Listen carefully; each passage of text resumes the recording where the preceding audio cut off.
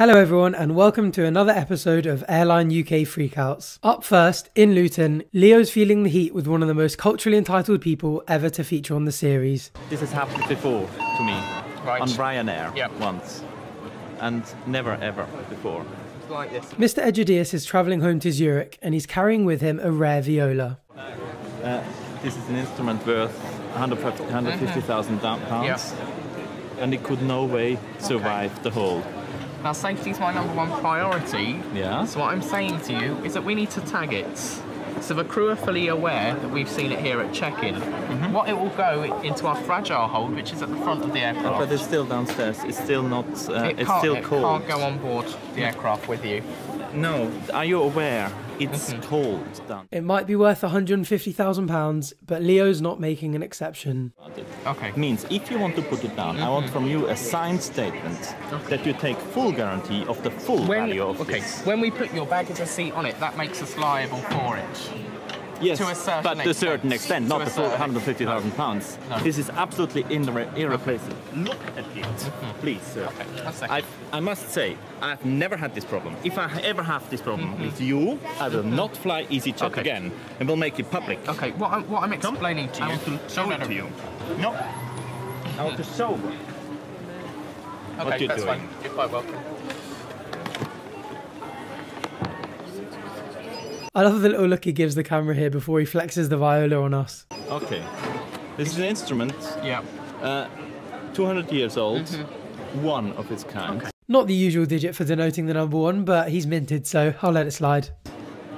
Mentioned in a dictionary 100 years ago. These facts are so irrelevant. We get it, mate. This 150-gram viola has a richer history than my entire bloodline. If you want to keep it warm on the flight, feel free to shove it up your ass.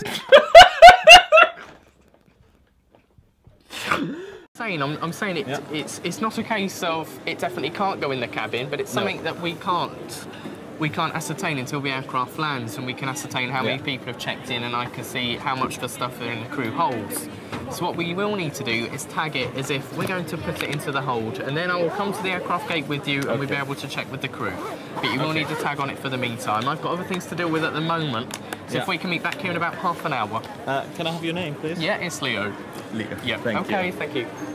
These people are trying to put it now in a hole, and there is no question about it that the instrument would not survive it because it's too cold.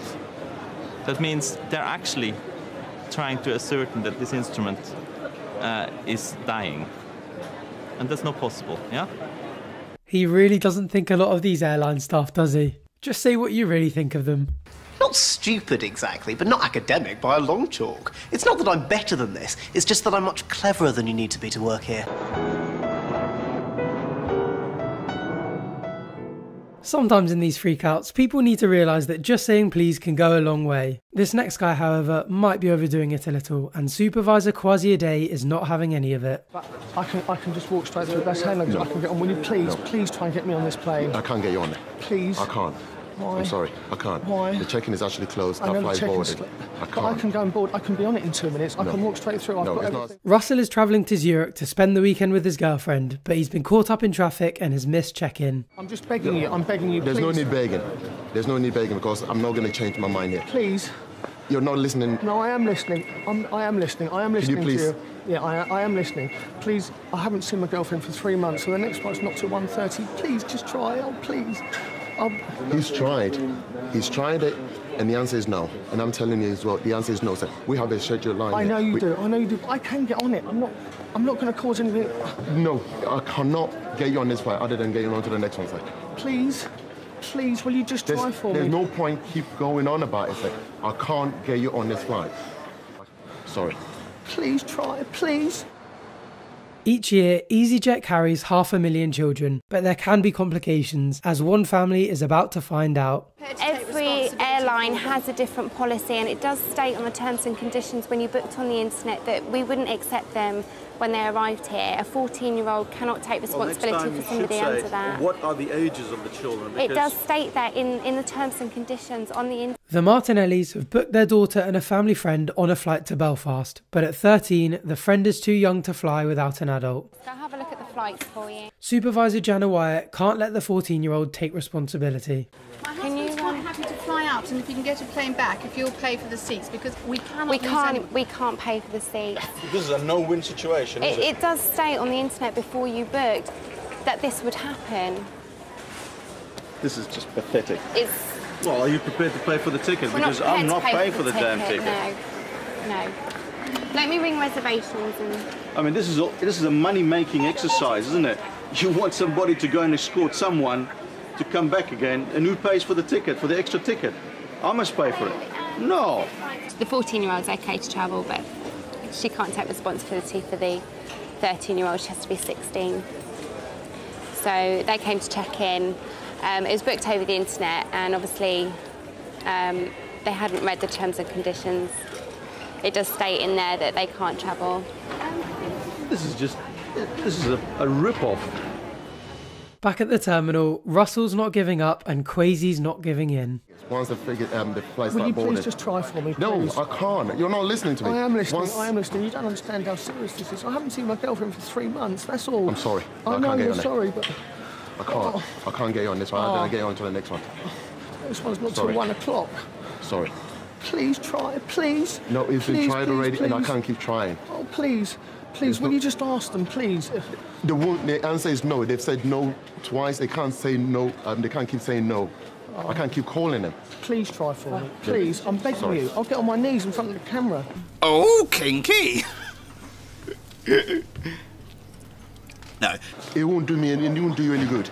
You get on your knees in front of this camera. It won't do you any good. No, I'm not worried about it. I just want to get to my girlfriend, mate. Please. Sorry, I can't. If you go back to Theo, he'll transfer you on to the next one. No. Oh, no way. There's no way. Mr. Bradley will have to accept that he will now have 4 hours less with his girlfriend. What can I do? I can't say, oh, you know, you can't be, there's no favoritism here. We have a scheduled airline. We have to go on time. I've only got a hat. Well, I've got luggage, but it could be hand luggage. They could have got me in the plane as far as I'm concerned. And they just decided that they weren't going to do it this morning. At Luton Airport, Jana is still trying to find a compromise for the Martinellis. Okay, hang on just a second.